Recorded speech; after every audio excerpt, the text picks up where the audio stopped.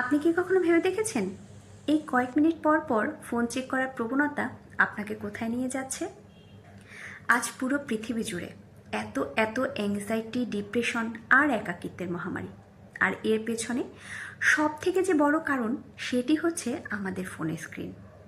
Social মিডিয়াতে পাওয়া এই ক্ষণিকের আনন্দের জন্য স্ক্রলিং করতে থাকা সারাদিন এত এত শর্টস, রিলস আর লাইকের ভ্রম। আর এই ভ্রমের দুনিয়াতে আনন্দ তো কিছুক্ষণের জন্য পাওয়াই যায়, কিন্তু আমাদেরকে একাকী করে দেয় পুরোপুরি।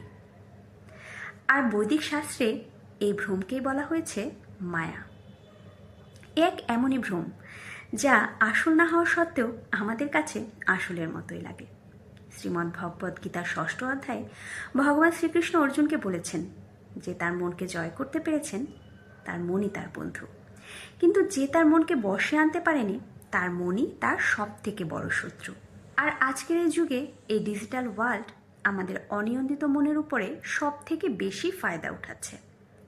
স্ক্রিনে দেখানো চকমকে আলো, চকমকে দুনিয়া আমাদের এই মনকে গোলাম বানিয়ে দিয়েছে, আর যার কারণে আমাদের মানসিক শান্তি পুরোপুরি নষ্ট হয়ে গিয়েছে।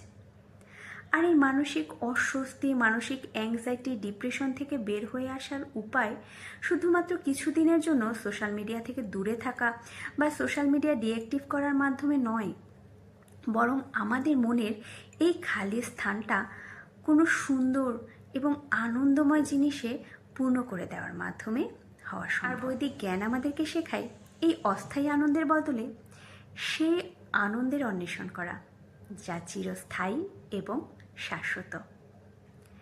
যেখানে সারাদিন ফোনে স্ক্রলিং করার পরিবর্তে কিছুক্ষণ শান্ত হয়ে বসে হরিনাম জপ করা বা হরিনাম সংকীর্তনের মাধ্যমে পাওয়া যায়।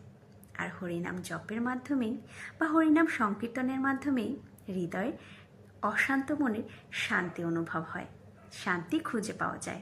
তাই ডিজিটাল স্ক্রিনের এই জাল থেকে বের হয়ে আসুন, আপনার স্ক্রিনকে একটু বিশ্রাম দিন আর যুক্ত হন সেই অসীম আধ্যাত্মিক সুখের সাথে যা কেবল ভগবান শ্রীকৃষ্ণের অপ্রাকৃত হরিনামের মাধ্যমে পাওয়া যায়। হরে কৃষ্ণা।